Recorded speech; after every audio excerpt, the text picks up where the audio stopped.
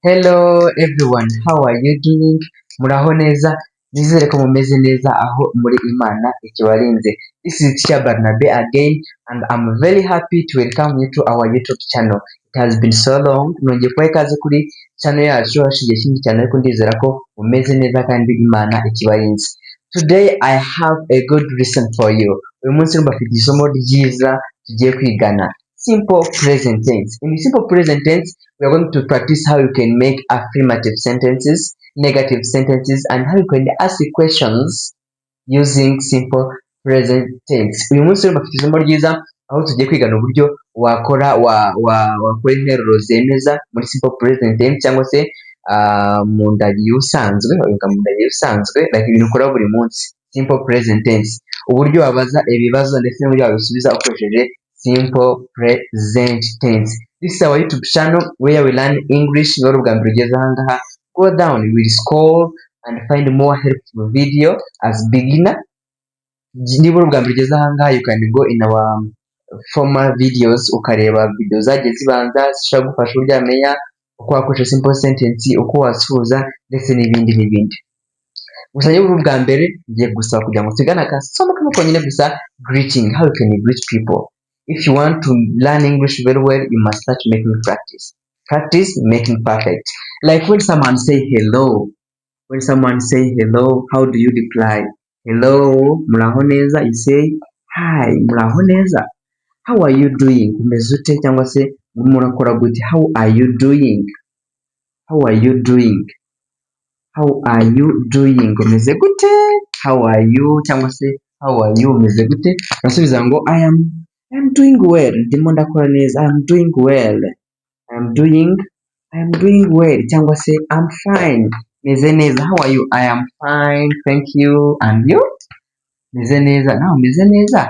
Yeah, like that one. So it's nice to meet you. Nishimiye guhura nawe. Yeah, it's nice to meet you too. Nani nishimiye guhura nawe. Now reka tugire isomo ryacu ry'icyongereza kivuga simple present tense.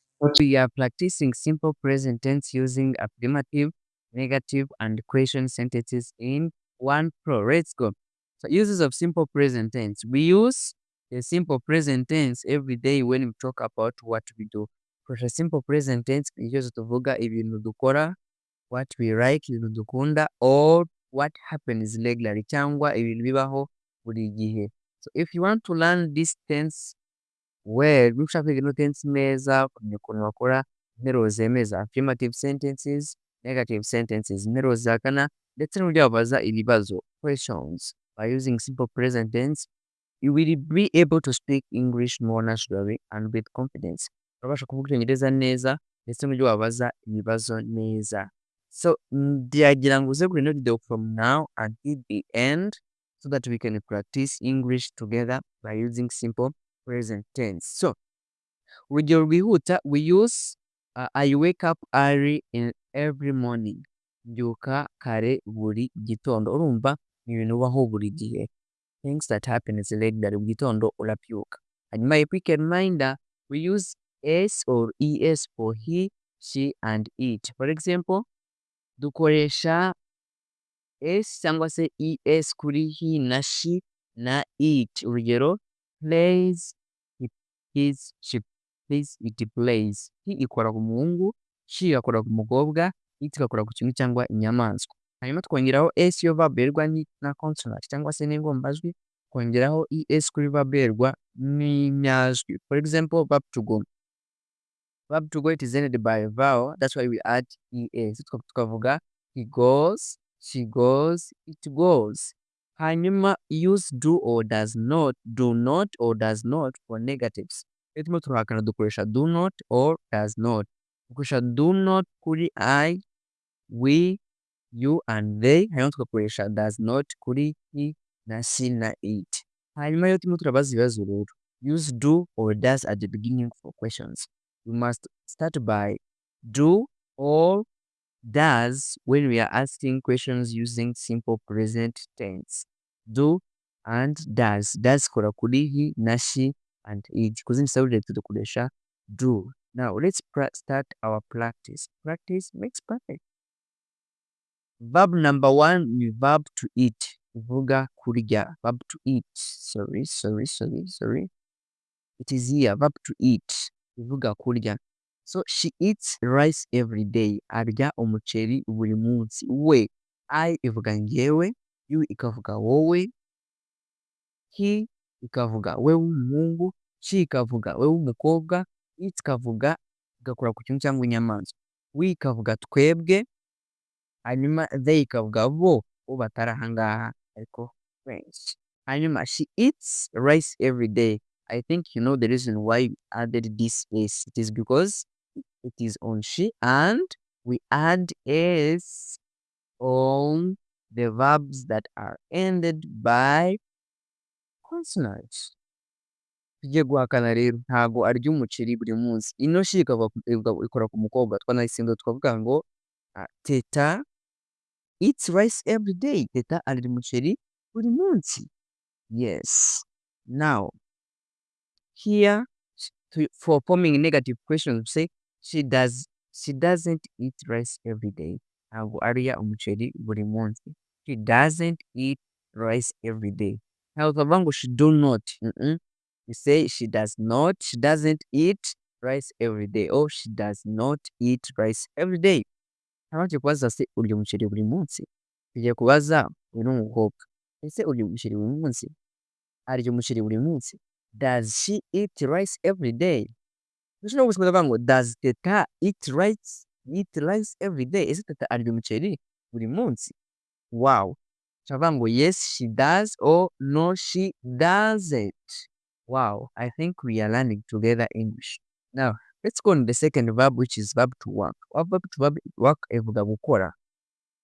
So by affirmative sentences, we can say she works at the hospital. Akora ku bitaro.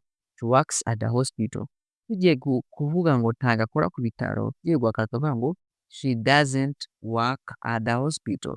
Ntago akora ku bitaro. Wow. Then let us learn how we can ask now question using verb to work.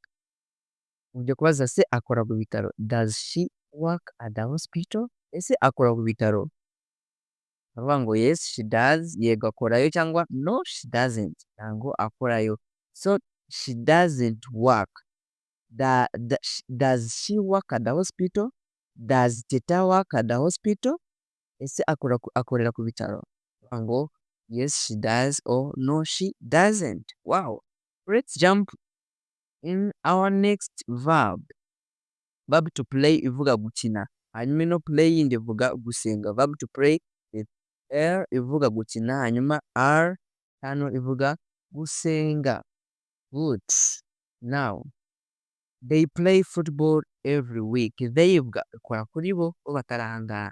They play football every weekend, every weekend. They play football every weekend. Bakina umupira buri weekend. Ugiye kuvuga ngo ntabwo bakina umupira buri weekend, bavuga ngo they don't play football every weekend. Ntabwo bavuga ngo they doesn't, no. They don't play football every weekend. Ntabwo bakina umupira w'amaguru buri weekend. Hanyuma ugiye kubaza ikibazo se bakina umupira. Do they play football every weekend? Do they play football every weekend? Ese bakina umupira w'amaguru buri weekend? Bavuga ngo no they don't, cyangwa yes they do. No ntabwo babikora, cyangwa yes they do, cyangwa se bakina umupira buri weekend. Good. I hope you are running with me. Now let's jump in next verb. Ivuga verb to read ivuga gusoma, gusoma ibitabo. Good. He reads the Bible every night. Asoma Bibiliya buri nimugoroba cyangwa se buri nijoro, every night.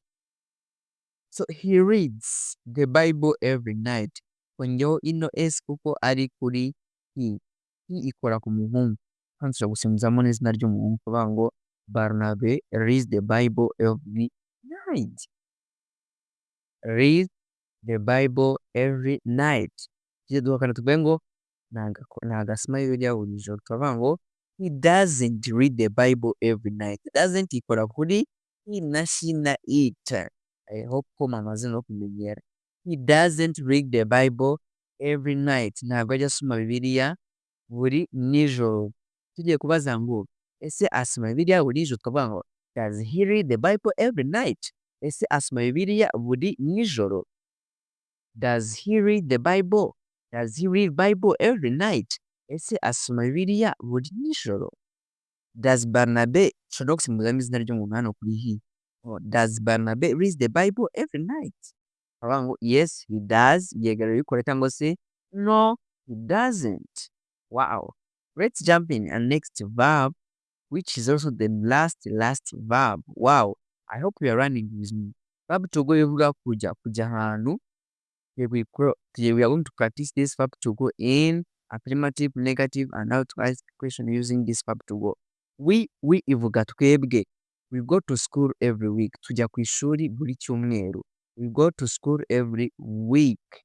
Then iyo uvuga ngo ntabwo tujya ku ishuri buri cyumweru, tuvuga ngo we don't.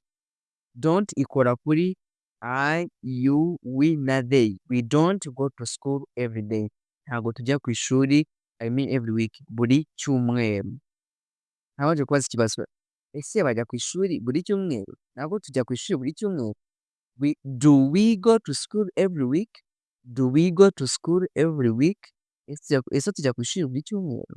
Bavuga ngo yes we do, yego tujyayo, cyangwa se no we don't, ntabwo tujyayo buri cyumweru. Wow, excellent work. Remember, the simple present tense help us talk about daily habits. Keep practicing these examples and soon you will speak English naturally. Don't forget to like and share and subscribe for more English lessons with me, Teacher Barnabe. And please let us practice. Practice makes perfect. Reka dukore practice kuri zino verb, hanyuma I can be happy to find your feedback in the comment section, and then I mark you, please. Let's do it.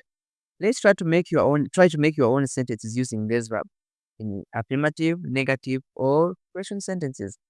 Verb to talk ivuga kuvugana n'umuntu, verb to work ivuga gukora, verb to dance ivuga kubyina, verb to sing ivuga kuririmba, verb to sleep ivuga gusinzira, verb to teach ivuga kwigisha, verb to run ivuga kwiga, verb to read ivuga gusoma, ndetse na verb to write ivuga kwandika, cyangwa se verb to travel ivuga gutembera. Right, ushaka kuvuga ngo I dance, reka dukoreshe no verb, baho urugero rwihuta. Example, I dance with my friends. I dance with my friends. Nginana n'inshuti zanjye. I don't dance with my friends. Ntabwo mbyina n'inshuti zanjye. Do you dance with your friends? Ese ubyina n'inshuti zawe? Wow, yes I do, or no I don't. So let's meet in the comment section, hanyuma umbwire question or verb to sing. Use this verb to sing, hanyuma ukore affirmative, negative, and you ask question using this verb to sing ivuga kuririmba. Bye bye. Reka tubane no muri next video. I have a very good video for you in the next lesson. Stay tuned. Bye bye.